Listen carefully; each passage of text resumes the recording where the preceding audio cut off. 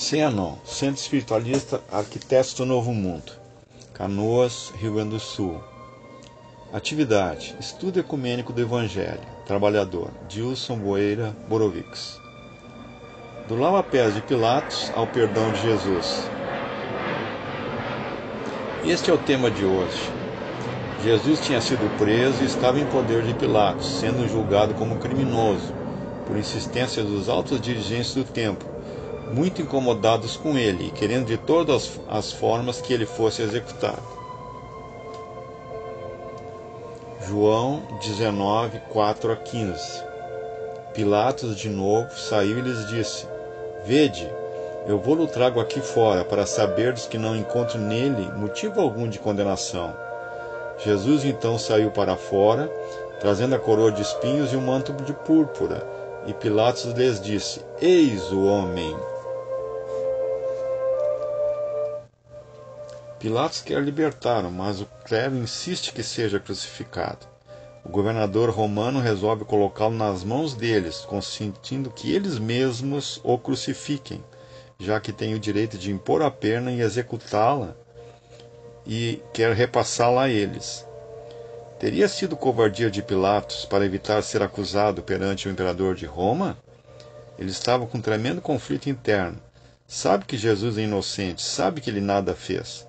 No entanto, recebe aviso da esposa, que tinha visto em sonhos o que ia acontecer, e lhe tinha dito para não se envolver, para não sujar as mãos com o sangue de um inocente. Deveria ceder diante das exigências descabidas de gente invejosa e despeitada? Que fazer? Quando os chefes dos sacerdotes e os guardas ouviram, gritaram: Crucifica-o, crucifica-o! Disse-lhe Pilatos: Tomai-o vós e crucificai-o, porque eu não encontro culpa nele. Com a astúcia própria das autoridades sacerdotais de todas as religiões organizadas de todos os tempos, os sacerdotes lançam mais um argumento teológico: tem que morrer porque se fez filho de Deus. Essa é a nossa lei. Realmente encontramos em Mateus, Marcos e Lucas passagens onde Jesus, ao ser perguntado se era filho de Deus pelo sumo sacerdote, não o negou e replicou: Tu dizes. Os judeus responderam-lhe: Nós temos uma lei, e conforme essa lei, ele deve morrer, porque se fez filho de Deus. A lei referida pelos sacerdotes está em Levítico 24:16, mas não fala específica, e sim genericamente: aquele que blasfemar o nome de Yahvé será morto certamente. Toda a população o apedrejará. Não se fala em crucificação. Será morto tanto o estrangeiro quanto o nativo de Israel, quando blasfemar o nome. Ora, dizer-se filho de Yahvé era considerado blasfêmia.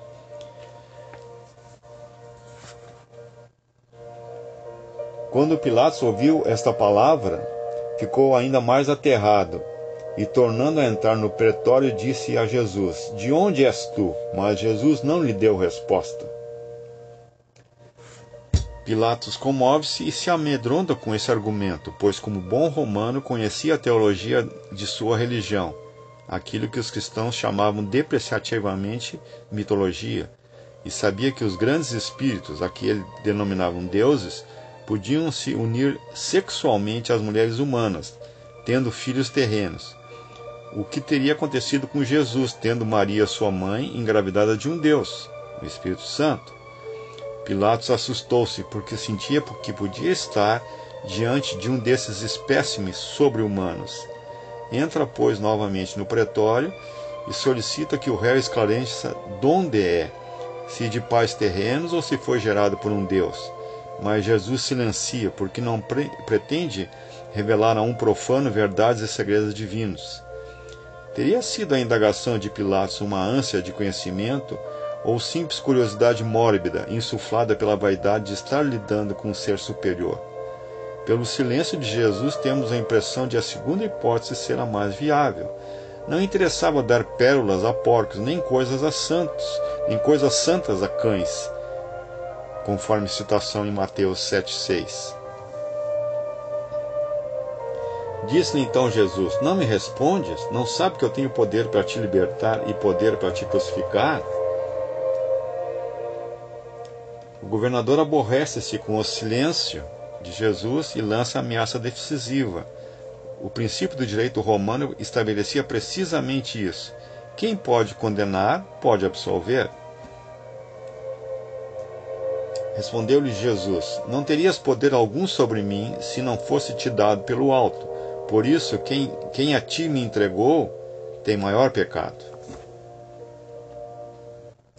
Aproveitando a frase, Jesus muda de assunto e dá uma lição extensível a todas as autoridades, ensinando-nos a respeitar todo e qualquer poder legitimamente constituído, pois qualquer que seja ele, é sempre concedido pelo alto, e os seus atos, por mais humanamente pareçam injustos, recebem a inspiração e a chancela de quem o concedeu ou lhe permitiu. Daí a conclusão óbvia: o clero judaico, pelo menos suas principais figuras que o entregaram para ser supliciado, tem maior erro que Pilatos, pois deliberadamente iniciou o processo de condenação. Esta, embora predita pelos profetas, poderia ter se resolvido de modo menos cruel, sem que se perdesse seus efeitos espirituais.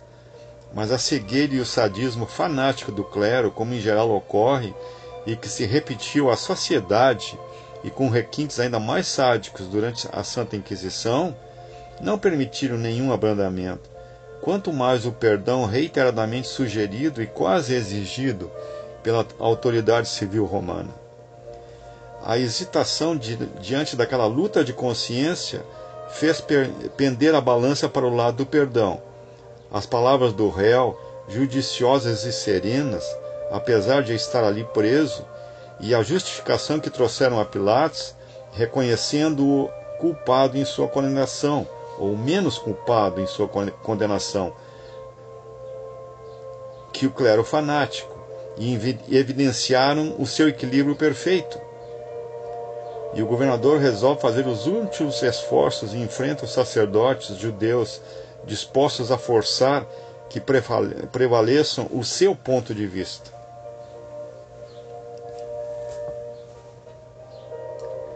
Daí em diante, Pilatos procurava libertá-lo, mas os judeus gritavam: Se o soltas, não és amigo de César. Todo aquele que se faz rei opõe-se a César. Mas a argúcia clerical é tremenda e quase invencível, porque se trata de uma classe que não tem escrúpulos. Os fins justificam os meios. O fim era livrar-se de Jesus. Qualquer meio, por mais mentiroso e falso, podia ser empregado, e eles o utilizam, ameaçando o governador. Se o libertas, não és amigo de César. E não ser amigo de César era crime de lesa majestade, com todo o perigo que se poderia trazer ao seu cargo de governador da Judéia e à própria vida. Induzido pelo clamor público, pela voz interna e até pelo aviso de sua esposa, após a experiência onírica, Pilatos, ameaçado e amedrontado, cede diante da desordem e prefere deixar que se cometa a injustiça, a envolver-se em dificuldades terrivelmente prejudiciais à sua carreira política e social. Ouvindo tais palavras, Pilatos trouxe Jesus para fora e fê-lo sentar no tribunal, no lugar chamado Pavimento, em hebraico Gábata. Disse Pilatos aos judeus: Eis o vosso rei. Ele possivelmente imaginava que o coração da turba seria abrandado se vissem o estado em que Jesus ficou após a tortura. Quando Jesus se posta diante do povo insensível, usando a coroa de espinhos e a roupa exterior de púrpura, e tendo o rosto ensanguentado, marcado pela dor, Pilatos proclama: Eis o vosso rei. Eles gritavam: A morte, crucifica-o.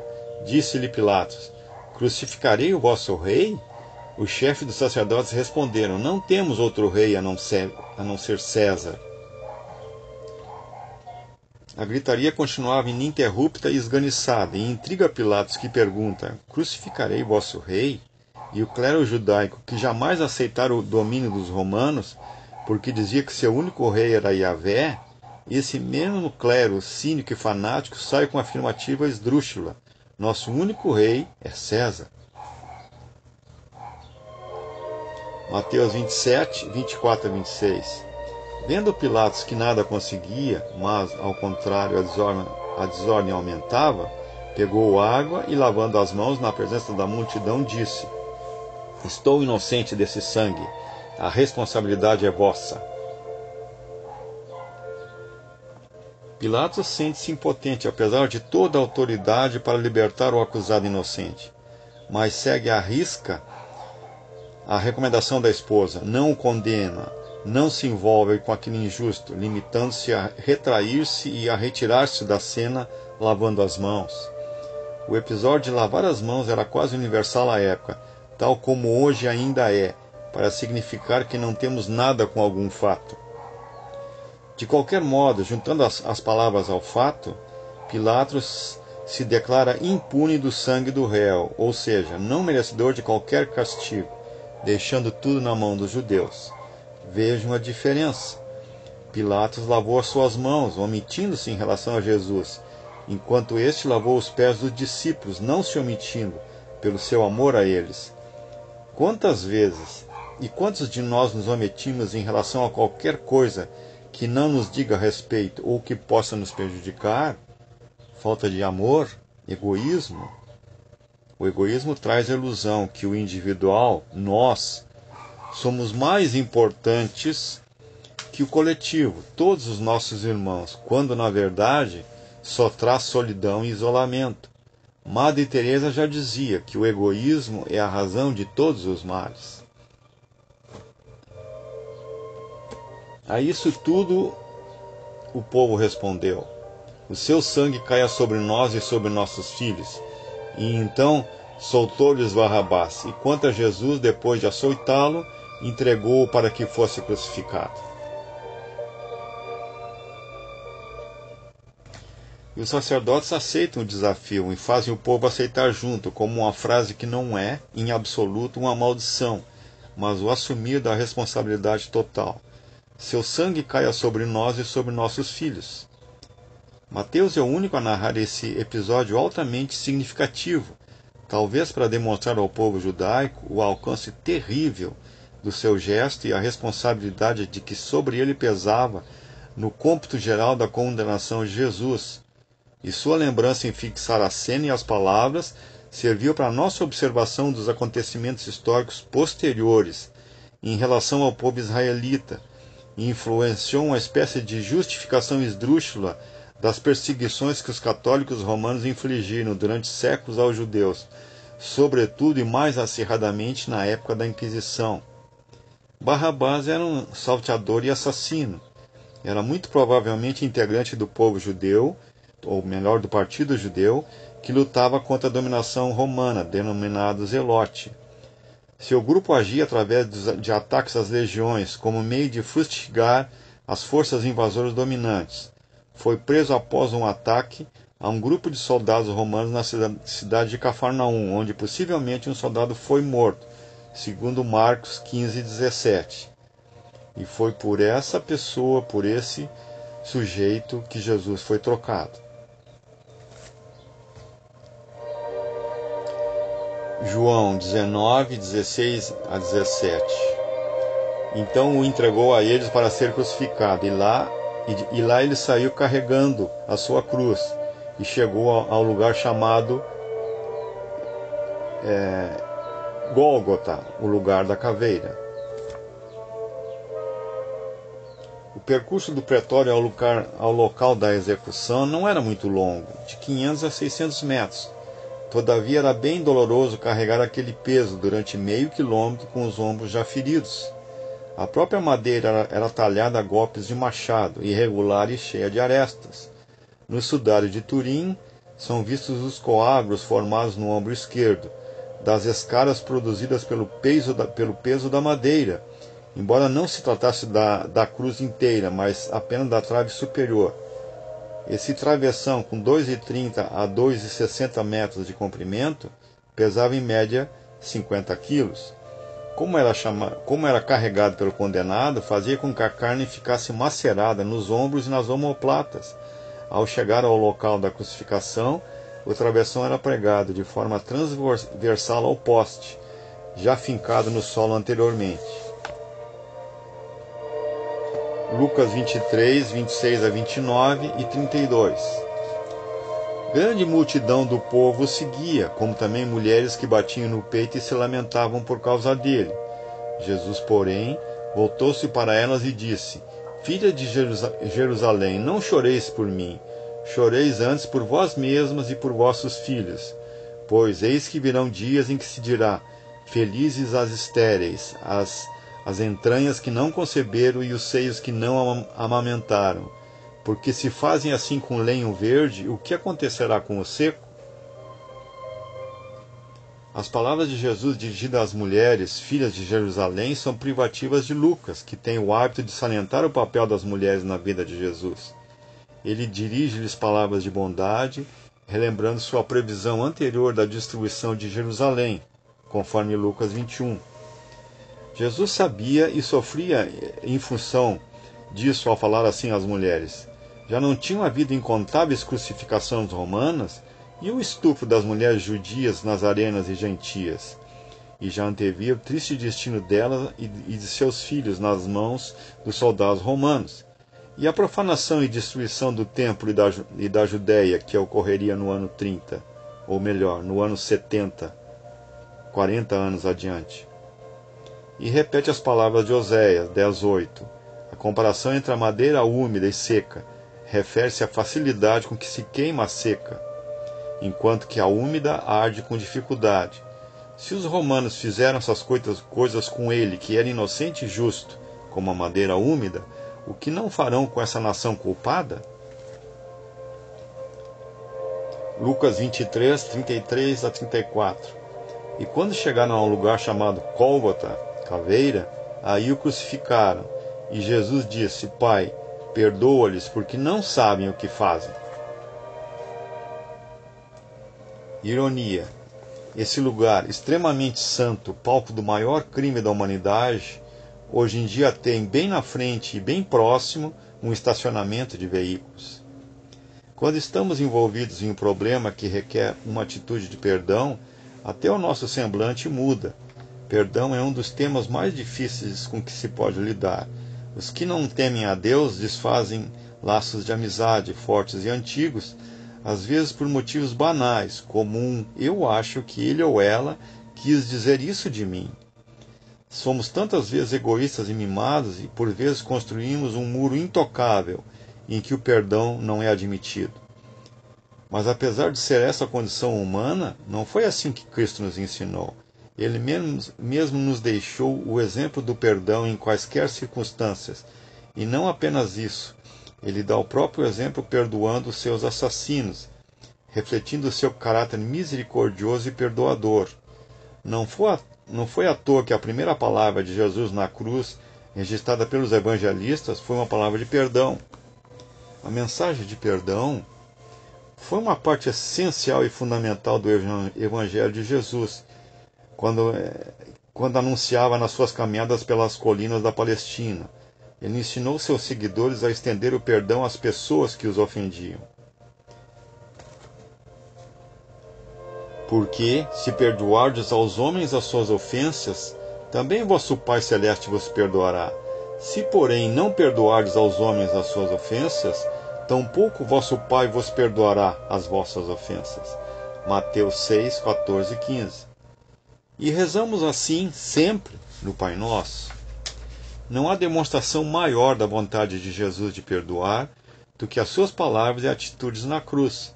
Jesus não agiu somente contra as pessoas que tiraram sua vida, ele agiu a favor delas. No contexto imediato, essas palavras se aplicaram aos soldados que crucificaram o Senhor. Mas essa graça foi estendida aos outros responsáveis por sua morte. Apesar dos judeus e seus líderes terem insistido na morte de Jesus, Pedro, o apóstolo, disse depois: E agora, irmão, sei que os fizestes por ignorância, como também as vossas autoridades. Atos 3,17. O perdão oferecido por Jesus não foi automático nem incondicional, pois Pedro chama os culpados ao arrependimento para receberem o seu perdão. Arrependei-vos, pois, e convertei-vos para serem cancelados os vossos pecados. Atos 3,19. Jesus morreu por causa dos pecados da humanidade, daquele tempo e até o fim dos tempos, e ele oferece o mesmo perdão a todos nós. Com o exemplo perfeito de Jesus para nos guiar, vamos aprender a perdoar uns aos outros, tanto durante a vida como na hora da morte. Chico Xavier recebeu essa mensagem ditada pelo Espírito Emmanuel. Pai, perdoa-lhes, porque não sabem o que fazem. Se o homicida conhecesse de antemão o tributo de dor que a vida lhe cobrará no reajuste do seu destino, preferia não ter braços para desferir qualquer golpe. Se o caluniador pudesse eliminar a crosta de sombra que lhe enlouquece a visão, observando o sofrimento que o espera no acerto de contas com a verdade, paralisaria as cordas vocais ou imobilizaria a pena, a fim de não se confiar à acusação descabida. Se o desertor do bem conseguisse enxergar as perigosas ciladas com que as trevas lhe furtarão o contentamento de viver, deter-se-ia feliz sobre as algemas santificantes dos mais pesados deveres. Se o ingrato percebesse o fel de amargura que lhe invadirá mais tarde o coração, não perpetuaria o delito da indiferença. Se o egoísta contemplasse a solidão infernal que o aguarda, nunca se apartaria da prática infatigável da fraternidade e da cooperação. Se soubéssemos quão terrível é o resultado de nossos desrespeitos às leis divinas, jamais nos afastaríamos do caminho correto. Em verdade, quantos se rendem às sugestões perturbadoras do mal, não sabem o que fazem. Bom, era isso por hoje. Esse texto baseou-se em grande parte no livro Sabedoria do Evangelho, de Carlos Torres Pastorino, na Bíblia Sagrada e na internet. Em nome do Cianon, agradecemos a oportunidade. Por gentileza, compartilhe. Muito agradecido. Convidamos você a conhecer o Cianon através dos nossos canais de comunicação.